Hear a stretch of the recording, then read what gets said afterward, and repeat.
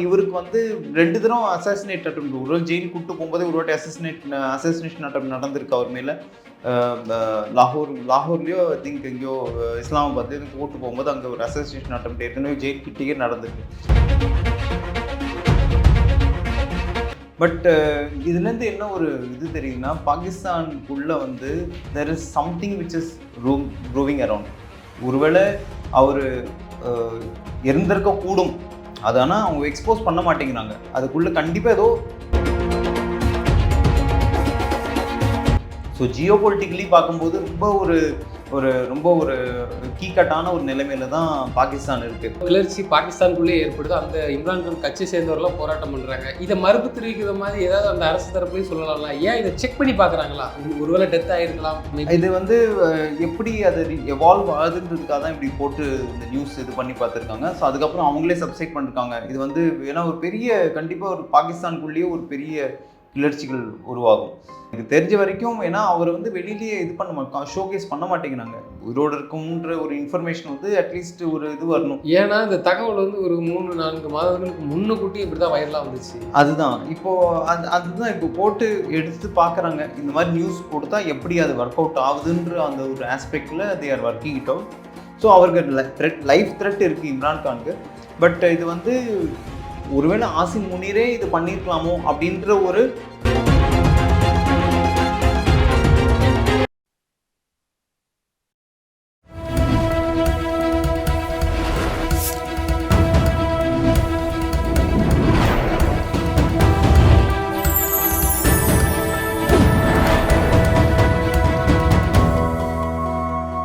Channel 5 Tamil நேயர்களுக்கு வணக்கம். இன்றைய நேர்காணலில் நம்மோடு பேச இருப்பது முன்னாள் விமானப்படை அதிகாரி விஜயகுமார் தேவ் அவர்கள். சார் வணக்கம் சார். ஜெய்ஹிந்த். வணக்கம் சார்.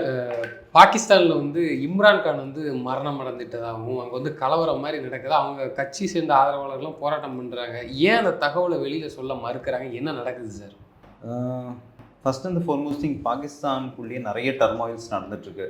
ஒரு பக்கம் பலூச்சிஸ்தான், ஒரு பக்கம் கைபர் பங்க்துன்குவா, ஒரு பக்கம் வந்து துரன் லைனில் தாலிபானோட பிரச்சனை, ப்ளஸ் பிஓகே பாகிஸ்தான் ஆக்குபைட் காஷ்மீர்லேயே கிளர்ச்சிகள் நிறையா ஓடிட்டுருக்கு. ஸோ அது அவங்களோட இன்டர்னல் ப்ராப்ளமாக இருந்தாலும் இம்ரான்கானை வந்து கிட்டத்தட்ட ஒரு 9 வருஷமாக ஜெயிலில் தான் வச்சுருக்காங்க. இன்னி வரைக்கும் அவர் இன்னும் ஜெயிலில் தான் இருக்கார். ஏன்னா கிட்டத்தட்ட ஒரு 9 இயர்ஸ் ஆச்சு. அவர் 2017 2018 அவர் ஜெயிலில் போட்டாங்க. அதுக்கப்புறம் இன்னும் வரைக்கும் இன்னும் வெளில வரல. நடுவில் ஒரு வாட்டி ரிப்போர்ட்ஸ், நேற்றுக்கு ஒரு திடீர்னு ஒரு பரபரப்பான ஒரு ரிப்போர்ட் வந்து இம்ரான்கான் ஜெயிலுக்குள்ளே அசாசினேட் ஆகிட்டாங்க அப்படின்னு சொல்லிட்டு, அதுக்கப்புறம் அதை வந்து அப்படியே அந்த நியூஸ் அப்படியே சப்சைட் பண்ணி சைலண்டாக மெயின் ஸ்ட்ரீம் மீடியாலெலாம் கூட நிறைய அந்த Times Now, Hunt, Daily Hunt எல்லாத்துலேயும் வந்துச்சு. அது அப்படியே இது சப்சைட் பண்ண வச்சுட்டாங்க. பட் இதுலேருந்து என்ன ஒரு இது தெரியுதுன்னா, பாகிஸ்தானுக்குள்ளே வந்து there is something which is roving around. ஒருவேளை அவர் இருந்திருக்க கூடும், அது ஆனால் அவங்க எக்ஸ்போஸ் பண்ண மாட்டேங்கிறாங்க. அதுக்குள்ளே கண்டிப்பாக ஏதோ பிரச்சனை இருக்குது. அதை வந்து யூஎஸோட ப்ரெஷர்னால அது வந்து எக்ஸ்போஸ் பண்ணாமல் இருந்திருக்காங்க. இப்போ ரீசெண்டாக இன்றைக்கி பார்த்திங்கன்னா வாஷிங்டன் டிசி ஒயிட் ஹவுஸில் ஒரு ஷூட்டிங் இன்சிடென்ட் நடந்திருக்கு. ஒயிட் ஹவுஸ் கிட்டேயே வந்து ஒயிட் ஹவுஸ் வந்து ஹைலி செக்யூர்ட் ஜோன், அந்த இடத்துல ஒரு ஷூட்டிங் இன்சிடென்ட் நடந்திருக்கு. அந்த ஷூட்டர் வந்து இது பார்த்திங்கன்னா அவங்க பேசிக்லி ஹீஸ் ஃப்ரம் ஆப்கானிஸ்தான். 29 வயசு அந்த ஆப்கான் நேஷ்னல் வந்து 2021 அவன் யூஎஸ் வந்துட்டான். அவன் வந்து ஒயிட் ஹவுஸ் கிட்ட ஷூட்டிங் இன்சிடென்ட் நடந்திருக்கு. அது ஃபுல் டீட்டெயில்ஸ் இனிமேல் தான் வரணும். அது இந்த நேஷ்னல் கார்ட் பர்சனல் வந்து என்ன பண்ணியிருக்காங்கன்னா, அந்த ஹை விசிபிலிட்டி பேட்ரோல்ஸ்லாம் அந்த 17th street, first street, new south என்டபிள்யூன்னு சொல்லுவாங்க, என்டபிள்யூ ஏரியான்னு சொல்லுவாங்க. அந்த 17th ஸ்ட்ரீட் கிட்ட இந்த ஷூட்டிங் இன்சிடென்ட் நடந்திருக்கு. அந்த ஷூட்டரோட பேரும் எக்ஸ்போஸ் பண்ணியிருக்காங்க, ரஹமனுல்லா லக்னாவல். அவன் வந்து ஒரு 29 year old ஆப்கான் நேஷ்னல். இப்போ ரீசெண்டாக ஆப்கான் நேஷ்னல்ஸ்லாம் வந்து யூஎஸ் வந்து கொஞ்சம் ஹால்ட் பண்ணியிருக்காங்க விசா கொடுக்கறதுக்கு கூட. ஸோ கார்ட்ஸ் எல்லாம் ப்ராம்ப்ட் பண்ணி அது இது பண்ணியிருக்காங்க. பட் இருந்தாலும் இதெல்லாம் இன்சிடென்ட்லாம் பார்க்கும்போது தெர் இஸ் சம்திங் ராங். இப்போ ரீசெண்ட் இன்சிடென்ட்டில் கூட பாகிஸ்தான் வந்து இப்போது ஒரு 2 நாள் முன்னாடி என்னாச்சுன்னா, Pakistan again has fired firing Afghanistan உள்ளே போய் நிறைய பேர் லேடிஸ் சில்ட்ரன்ஸ்லாம் சாவடிச்சிருக்காங்க. ஆப்கான் நேஷனல் ரிப்போர்ட் பண்ணியிருக்காங்க. அந்த கவர்மெண்ட்டே சொல்லியிருக்க மாதிரி பாகிஸ்தான் ஆர்மி உள்ளே வந்து எங்களை அடிச்சிருக்காங்க, சிட்டிசன்ஸ்லாம் இது பண்ணி லேடிஸ் சில்ட்ரன்லாம் சாவடிச்சிருக்காங்க அப்படின்ற ஒரு இது அசாசினேட் பண்ணியிருக்காங்கன்ற ஒரு நியூஸ் வந்திருக்கு. So something is not right in Pakistan, இது வரைக்கும் நல்லா தெரியுது.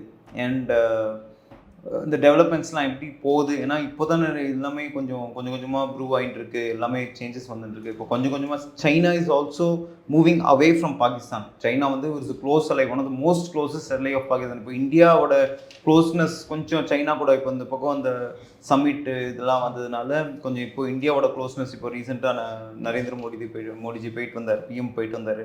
இதெல்லாம் பார்க்கும்போது கொஞ்சம் க்ளோஸ்னஸ் அதிகமாக ஆகிறதுனால இட்ஸ் ஸ்லோலி கிராபிங் அந்த பாகிஸ்தானோட attention towards China is going down. So geopolitically பார்க்கும்போது ரொம்ப ஒரு கீக்கட்டான ஒரு நிலைமையில தான் பாகிஸ்தான் இருக்குது. Because already Pakistan is running in debts. ஏற்கனவே பணம் அவங்களுக்கு ஒரு பயங்கர இது இருக்குது.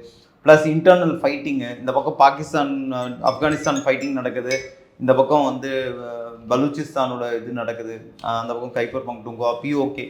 ஸோ எல்லாத்தையும் வச்சு இஃப் யூ கேன் சி ஒரு இது ஹாலிஸ்டிக்காக பார்க்கும்போது there is something seriously brewing in Pakistan which is not good. இவ்வளோ கிளர்ச்சி பாகிஸ்தானுக்குள்ளே ஏற்படுது. அந்த இம்ரான்கான் கட்சி சேர்ந்தவர்கள்லாம் போராட்டம் பண்ணுறாங்க. இதை மறுப்பு தெரிவிக்கிற மாதிரி ஏதாவது அந்த அரசு தரப்புலையும் சொல்லலாம்ல? ஏன் இதை செக் பண்ணி பார்க்குறாங்களா?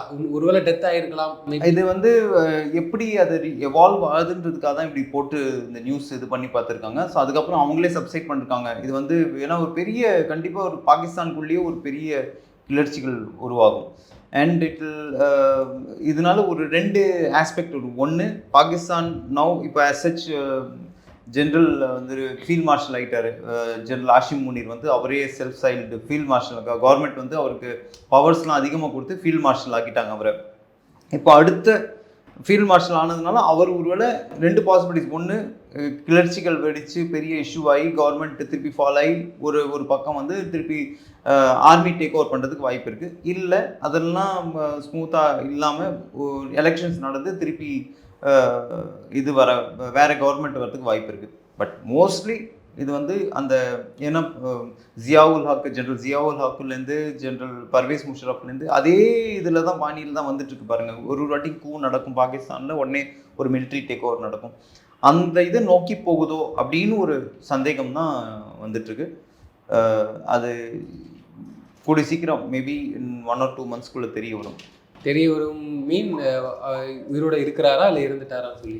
ஆமாம், உயிரோடு இருந்துட்டாரான்றது வந்து கண்டிப்பாக எனக்கு தெரிஞ்ச வரைக்கும், ஏன்னா அவர் வந்து வெளியிலேயே இது பண்ண ஷோகேஸ் பண்ண மாட்டேங்கிறாங்க.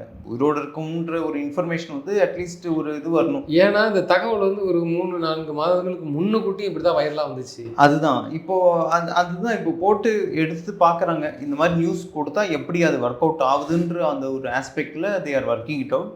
பட் அன்லஸ் கன்ஃபார்ம்டு ரிப்போர்ட்ஸ் வராத வரைக்கும். ஆனால் நேற்றுக்கு ஆல்மோஸ்ட் லைக் மெயின் ஸ்ட்ரீம் மீடியாவில் வந்துருச்சு. பட் எப்படி அது திருப்பி அதை சப்சைட் பண்ணுறது, ஒரு யூஎஸ் ப்ரெஷரில் ஒரு சப்சைட் பண்ண வச்சுருப்பாங்க அப்படின்ற ஒரு கண்ணோட்டத்தில் தான் இப்போ பார்க்கணும் அது. ஏன்னா இது வந்து it will have a cascading effect on the economy. Plus பாகிஸ்தானில் ஒரு கிளர்ச்சி வந்துச்சுன்னா பெரிய இஷ்யூஸ் வரும். அரசியல் மாற்றம் வந்துடும், பயந்து போய் வரும். அதனால தான் இப்போது ஆசிம் முனீர் ஒரு டேக் ஓவர் பண்ணலாம், ஒரு நிறைய கேஸ்கேடிங் எஃபெக்ட்ஸ், அதோட விளைவுகள் நிறைய இருக்குது. அதனால தான் வந்து அப்படியே அது கொஞ்சம் இல்லை. அங்கே வந்து தேர்தல் முறையில் தானே தேர்ந்தெடுக்கிறாங்க பாகிஸ்தானில். இப்போ இது அது வரக்கூடிய காலங்களில் வருமா? ஏன்னா ஆசிம் முனிக்கு முழு அது அதிகாரங்கள் கொடுக்கப்பட்டுச்சுன்னா அதெல்லாம் மாற்றமாக இருக்கும்ல. இல்லை, இப்போ ஆசிம் முனீர் வந்து is almost like he is taken over. இப்போ வந்து ஜஸ்ட் ஒரு கவர்மெண்ட் ஓடுது சார். ஆனால் அந்த கவர்மெண்ட் வந்து ஃபுல் கண்ட்ரோல்னு பார்க்க போனீங்கன்னா டிசிஷன் மேக்கிங் எல்லாமே இந்த பக்கம் தான். ஆசிம் முனீர் மூலமாக தான் நடக்குது டிசிஷன் மேக்கிங். ஏன்னா இது எப்படி பார்க்குறோம் அப்படின்னா, just government, democratic government for the sake of it. ஏன்னா நீங்கள் வந்து டெமோக்ராட்டிக் கவர்மெண்ட் இருந்தால் தான் உங்களுக்கு வந்து லோன்ஸ், ஃபண்ட்ஸ் இதெல்லாம் சேங்ஷன்ஸ் பண்ணுவாங்க, லோன்ஸ் கொடுப்பாங்க, டெவலப்மெண்ட் ப்ராஜெக்ட்ஸ்க்கு ஃபண்ட் பண்ணுவாங்க, வேர்ல்டு பேங்க் லோன்ஸ், ஐஎம்எஃப் லோன்ஸ்லாம் கிடைக்கும். ஸோ இது டெமோக்ரஸி இல்லை அப்படின்ற பட்சத்தில் இதெல்லாம் ஸ்டாப் ஆகும், இந்த ஃபண்ட்ஸ்லாம் ஸ்டாப் ஆகும். இப்போது பாகிஸ்தானுக்கு ஃபண்ட்ஸ் தேவை. ஸோ இதெல்லாம் இப்படி சுற்றி பார்க்கும்போது something is not right in Pakistan இது வரைக்கும் தெரியுது. பட் நம்ம லோக்கல் இது கண்டுபிடி என்ன வாட் இஸ் இட் ப்ரூயிங் அரவுண்ட்ன்றது வந்து it will days pass by it will come to know. But they are trying to test waters, அதாவது சோதிச்சு பார்க்குறாங்க. இந்த மாதிரி நியூஸ் கொடுத்தா எப்படி இருக்குது, கேஸ்கேட்டிங் எஃபெக்ட் எப்படி இருக்குது, டக்குன்னு அது எப்படி ஸ்ப்ரெட் ஆகுது அப்படின்னு பார்க்குறாங்க. ஸோ அதனால தான் அப்படி சப்சைட் ஆகி அப்படியே அது எதுவுமே வெளில வராத மாதிரி ஆயிடுச்சு. இன்றைக்கி பார்த்தீங்கன்னா எது பற்றியும் அதை பற்றி இல்லை. நேத்திக்கான பரபரப்பாக இருந்தது, இன்றைக்கி பார்த்தா டக்குன்னு அப்படியே சப்சைட் பண்ணாங்க. ஸோ இதெல்லாம் ஒரு ஜியோ பொலிட்டிக்கல் ப்ரெஷர்னால they are just subsiding it அப்படின்றது தான், ப்ரெஷிங் அண்டர் த கார்பெட்ன்றது தான் நம்ம பார்க்குறோம். But something is not right in Pakistan, அது வரைக்கும் தெரியுது. அப்போ உயிரோட இப்போ இல்லை அப்படிங்கிறது வந்து சொல்லாமல் தெரியாமல் தெரியுது. அது அப்படி எடுத்துக்கலாம். அதுதான் தே ஆர் நாட் டிஸ்க்ளோசிங். உயிரோடு இருக்கான்னா அட்லீஸ்ட் பாருங்க, உயிரோடு இருக்கான்னு நான் வந்து அவர் ப்ரூவ் பண்ணியிருக்கலாம். பாருங்க உயிரோடு தான் இருக்காரு, சாப்பிட்டு. அது அரசின் கடமையா என்ன சார்? அது ஒரு ஒரு முன்னாள் பிரதமருக்கு இப்படி ஒரு வதந்தி வருது அப்படின்னா அவங்களுடைய தரப்புல இருந்து ஒரு கடமையாக கூட இல்லை, அப்படி ஒரு இஷ்யூ இல்லை பாருங்க அப்படின்னு கூட இது பண்ணி. ஏன்னா அவருக்கு சமீபத்தில் கூட வாக்கிங் போகிற மாதிரி, ஜெயிலுக்குள்ளேயே வாக்கிங் போகிறோம்னா ஒரு புகைப்படம் வந்து வெளியே வந்துச்சு. கரெக்ட். ஆனால் இப்போ இது கூட வரலன்னா அப்போ அதுதானே ஒரு சந்தேகத்தை ஏற்படுத்துங்கிறாங்க. அதுதான் அதுக்கே கன்ஃபார்ம் பண்ணி சொல்ல மாட்டேங்கிறாங்க. இல்லை சிறையிலே வந்து அவர் இறந்துட்டாரு, உடம்பு சரியில்லை கூட மாற்றி கூட பண்ணியிருக்கலாம். இல்லை என்ன வேணாலும் அவங்க அரசு நினைச்சா என்ன வேணாலும் செய்யலாம். கரெக்ட். அது வந்து எப்படி பார்க்கலாம் அப்படின்னா, அது வந்து அந்த ஃபுட்டேஜ்லாம் வந்து நம்ம அன்கன்ஃபார்ம் ரிப்போர்ட்ஸ், அது எப்பயோ எடுத்த ஃபுட்டேஜ் கூட இப்போ டக்குன்னு போட்டு இப்போ வாக்கிங் போயிட்டு இருக்காரு பாருங்கன்னு கூட போடலாம். அது நீங்கள் எப்படி அது இன்னைக்கு எடுத்த லைவ் ஃபுட்டேஜ்னு எப்படி நீங்கள் இது பண்ணுவீங்க? ஒரு ப்ரெஸ் கான்ஃபரன்ஸோ ஏதாவது ஒரு ப்ரெஸ் கான்ஃபரன்ஸ் கொடுக்க வச்சாங்க. ப்ரெஸ் கான்ஃபரன்ஸ் ஏன் கொடுக்க மாட்டாங்க அப்படின்னா, இப்போ ஒரு ப்ரெஸ் கான்ஃபரன்ஸ் கொடுத்தோன்னா அவருக்கு வந்து இஸ் இன் ஜெயில், அவர் கொடுக்கக்கூடாதுன்றதுனால ப்ரெஸ் கான்ஃபரன்ஸ் கொடுக்கல. ஸோ அது அவங்களோட இன்டர்னல் பாலிடிக்ஸ் மேட்டர். நம்ம அதில் இன்னும் ஜாஸ்தி இது பண்ண அவங்களோட ரூல்ஸ் அண்ட் ரெகுலேஷன்ஸ் எப்படின்றது நம்ம சொல்லல. இவர் மேலே ஒரு ஊழல் குற்றச்சாட்டு சொல்லி தான் சிறையில் அடைச்சிருக்கிறாங்க. அவர் இப்போ வரைக்கும் அதில் தான் இருக்குது. அது தண்டனை பெற்றதா இல்லை உண்மையிலேயே அது வந்து அவர் மேலே அப்படி ஒரு குற்றச்சாட்டு இருக்கு? ஊழல் குற்றச்சாட்டுக்கு அவரை வந்து குற்றச்சாட்டு ஆகியிருக்காங்க, அவங்க ப்ரூவ் பண்ணிட்டேன்னு சொல்கிறாங்க. பட் இவருக்கு வந்து 2 தடவை அசாசினேட் அட்டம், ஒரு ஜெயிலுக்கு கூப்பிட்டு போகும்போது ஒரு வாட்டி அசாசினேஷன் அட்டம் நடந்திருக்கு அவர் மேலே. லாகூர்லேயோ ஐ திங்க் எங்கேயோ இஸ்லாமாபாத்லேயோ கூப்பிட்டு போகும்போது அங்கே ஒரு அசாசினேஷன் அட்டம் ஏற்கனவே ஜெயில் கிட்டேயே நடந்திருக்கு. ஸோ அவருக்கு லைஃப் த்ரெட் இருக்குது இம்ரான்கானுக்கு. பட் இது வந்து ஒருவேளை ஆசிம் முனீரே இது பண்ணியிருக்கலாமோ அப்படின்ற ஒரு வாய்ப்புகள், அதாவது ஒரு பாசிபிலிட்டிஸ் இருக்குது அப்படின்ற மாதிரி அவங்க நினைக்கிறாங்க. நேற்றுக்கு அப்படி தான் வந்தது அந்த மெயின் ஸ்ட்ரீம். பாகிஸ்தானை பொறுத்த வரைக்கும் இம்ரான்கான் வந்து ஒரு மக்களுக்கான தலைவர். இவரை கம்பேர் பண்ணும்போது இவர் நல்லா செய்கிறாரு. ஏன்னா பாகிஸ்தான் வந்து இந்தியா மேலே ஒரு வெறுப்பு கண்ணோட்டத்தில் இருக்கும். ஆனால் இம்ரான்கான் இருந்த வரைக்கும் அப்படி பெருசாக இப்போ நம்ம பார்க்க முடியலை. இம்ரான்கான் இருந்த வரைக்கும் இந்தியாவுக்கு எந்த ஒரு குடைச்சலோ இல்லை ஒரு இவரால் ஒரு தாக்குதல் அப்படி எதுவுமே இல்லை. அபிநந்தனை கூட டீசெண்டாக வந்து விட்டுட்டு போனாங்க. அதெல்லாம் பார்க்கும்போது இதை விரும்பாத ஆசிர் முனி போன்றவர்கள்லாம் அங்குள்ள ஆட்சியாளர்கள் தான் இதை செய்கிறாங்களா இல்லை? ஏன்னா திரும்பவும் அவர் வந்தாருன்னா மக்களே ஓட்டு போட்டு கூட ஜெயிக்க வைக்கிறதுக்கான வாய்ப்பு இல்லை. அதுதான் இங்கே சொல்கிற இது எல்லாமே பாயிண்ட்ஸ்லாம் வெரி வேலிடு. ஸோ ப்ராப்ளம் என்னென்னா, இப்போது அந்த இடத்துல வந்து இப்போது அவரோட அனுதாபங்கள் இப்போ நிறைய இருக்குது. ஏன்னா இப்போ இருக்கிற கவர்மெண்ட் வந்து டோட்டலாக டுவர்ட்ஸ் மிலிட்ரி ரூல் மாதிரி தான் போயிட்டுருக்கு. அவர் என்ன சொல்கிறாரோ அது மாதிரி தான் போயிட்டுருக்காங்க. ஸோ அது நோக்கி தான் போயிட்டுருக்கிறதுனால இப்போ நம்ம வந்து கிளியராக அதை பற்றி முடிவு எடுக்க முடியாது. ஸோ ஆஸ் யூ சே கொஞ்சம் கொஞ்சமாக போக போக தெரிய வரும் அது என்ன, எப்படி அது நடைமுறை இது போயிட்டுருக்குன்னு. பட் இன்னி தேதிக்கு there is a lot of hope that Imran Khan வெளியில் வந்து இது பண்ணார் அப்படின்னா கண்டிப்பாக there is a possibility that ஆட்சி மாற்றங்களுக்கு வரத்துக்கு ஒரு வாய்ப்பு இருக்குது. ஏன்னா அங்கே இருக்கிற இப்போது வேவ்ஸ் வந்து இப்போது most of them don't like the way the current government is. இவர் ஷெபாஸ் ஷெரீப் கவர்மெண்ட் அவங்களுக்கு பிடிக்கல. ஏன்னா நிறைய விஷயத்தில் எக்கானமிலேருந்து எல்லாமே வந்து அடி வாங்கிட்டுருக்கு. ஸோ அதனால் மோஸ்ட் ப்ராபப்ளி இது வந்து it will go to a different tangent. வேறு விதமும் எடுத்து it will go and hit the economy of their. இன்னொரு விஷயம் என்ன பார்க்கப்படுதுன்னா, எப்படியோ அவர் மரணித்தாலும் உடலை வந்து முறைப்படி வந்து அவங்க இது பண்ணிதானே ஆகணும். அதில் எதுவும் மர்மமாக போவதுக்கான வாய்ப்பு இல்லை. ஏன்னா ஒரு முன்னாள் பிரதமர் கண்டிப்பாக இது உலக நாடுமே பார்க்குமே. உலக நாடே வந்து பார்க்கும் எப்படி அவங்க இதுக்கு டீல் பண்ணுறாங்க. அவங்க ஒரு எக்ஸ் பிரைம் மினிஸ்டர் வந்து எப்படி ஹேண்டில் பண்ணுறாங்க, அவங்களுக்கு எப்படி சப்போர்ட், எப்படி என்னதான் நீங்கள் அவர் குற்றச்சாட்டுகள் இது பண்ணாலும் ஒரு எக்ஸ் பிரைம் மினிஸ்டர். ஸோ அவருக்கு வந்து அந்த உரிய மரியாதைகள், அந்த ஒரு பாதுகாப்பு எல்லாமே கொடுத்து தான் ஆகணும். ஸோ இப்போ வரைக்கும் இன்னும் கன்ஃபார்ம்டாக தெரியல. அவர் ஜெயிலில் இறந்துருக்க கூடும் தான், அசாசினேட் பண்ணியிருக்க கூடும் தான் சொல்கிறாங்களே வச்சு. ஆனால் கூடிச்சு பண்ணிட்டோம் அப்படின்ற மாதிரி யாருமே இப்போ கவர்மெண்ட் சொல்லலை. ஆனால் அது இல்லை அவங்க சொல்கிறாங்க சொல்லலையோ இப்படி ஒரு இஷ்யூ ஜெயிலுக்குள்ளே அவர் அசாசினேட் பண்ணிட்டாங்கன்னா அது இந்த கரண்ட் கவர்மெண்ட்குள்ள மானக்கேடு. ஏன்னா ஒரு எக்ஸ் பிரைம் மினிஸ்டரை வந்து நீங்கள் ஜெயிலுக்குள்ளேயே வந்து நீங்கள் அவரை அசாசினேட் பண்ணுறீங்கன்னா அப்போ எந்த அளவுக்கு நீங்கள் பாதுகாப்பு கொடுத்துருக்கீங்க? முன்னால் அவர் உயிருக்கு பாதுகாப்பு இல்லைன்றது நீங்கள் ஏற்கனவே ஒரு 2-3 நாள் ப்ரூவ் ஆயிருக்கு. அவருக்கு வந்து ஜெயிலுக்கு வெளியிலேயே அசாசினேட் பண்ணுறதுக்கு அட்டெம்ப்ட் பண்ணியிருக்கோம். அப்போது ஒரு கவர்மெண்ட் வந்து they have to ensure that proper security, proper coordinating, proper அவருக்கு ஒரு முன்னாள் பிரதம மந்திரிக்கான ஃபுல் அண்ட் ஃபுல் செக்யூரிட்டியும் அந்த சேஃப்டி செக்யூரிட்டி கொடுத்தாகணும், irrespective of whether he is guilty or not guilty of any charges. அது கவர்மெண்ட்டோட இது. அது உள்ளே அசாசினேட் பண்ணும்போது that is failure on the government பார்ட்ன்ற மாதிரி வரும். அதனால் இது இன்னும் அதனால தான் அவங்க ஒருவேளை கவர்மெண்ட்டே இன்னும் ஒருவேளை மூடி மறைக்கிறாங்களா இருக்கும், இல்லை ஒருவேளை இதை வந்து ஒரு வதந்தியாக பரப்புகிற மாதிரி இருக்கும். So depends. ஸோ இப்போது பார்த்தீங்கன்னா இப்போ இந்த ரீசெண்ட் இஷ்யூஸ்லாம் இருக்குது. பாகிஸ்தான் கூட இந்த ஆப்கானிஸ்தான் சைட்லேயும் கொஞ்சம் பிரச்சனை ஓடிட்டுருக்கு. இந்த பக்கம் பிஓகே சைட்லேயும் பிரச்சனை ஓடிட்டுருக்கு. பலூச்சிஸ்தான்லேயும் ஓடிட்டுருக்கு. ஸோ இந்த இதெல்லாம் பார்க்கும்போது பாகிஸ்தான் அவங்களோட இன்டர்னல் ப்ராப்ளம் ஃபஸ்ட்டு சால்வ் பண்ணணும். நம்ம இந்தியா கூட இப்போ திருப்பி இப்போ இந்த பிரச்சனை இந்த ரெட் ஃபோர்ட் பாம் பிளாஸ்ட்லாம் வச்சு திருப்பி இந்தியா கூட ஜெய்ஷி முகமது வந்து அங்கே இந்தியாவுக்கு பிரச்சனை கொடுக்கறதுக்கு பார்த்துட்ருக்காங்க. அதெல்லாம் விட்டுட்டு பாகிஸ்தான் கவர்மெண்ட்டு அவங்களுக்குள்ளே இருக்கிற இன்டர்னல் ப்ராப்ளம்ஸை சால்வ் பண்ணாலே பாதி அவங்க கண்ட்ரி கொஞ்சம் முன்னேறதுக்கு வசதியாக இருக்கும். பட் இதெல்லாம் விட்டுட்டு தேவையில்லாத இந்தியா பக்கத்தில் திருப்பி அந்த டெரரிசம் சப்போர்ட் பண்ணாமல் இருந்தாங்கன்னா there are a lot of possibilities that Pakistan can at least கொஞ்சம் நல்ல முன்னேற்றத்துக்கு கொஞ்சம் வழி வகுக்கும். அதுதான் என்னோட இது.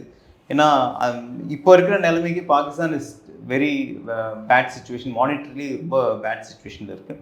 சைனா கொஞ்சம் கொஞ்சமாக அப்படியே விலகினே இருக்குது. ஏன்னா one belt and road project OBOR one belt project வந்து அது கூட கொஞ்சம் இப்போ ஹோல்ட் பண்ணி வச்சுருக்காங்க பாகிஸ்தானில். இதெல்லாம் ஒரு பின்னேற்றம், அது ஒரு பின்னடைவு பாகிஸ்தானுக்கு.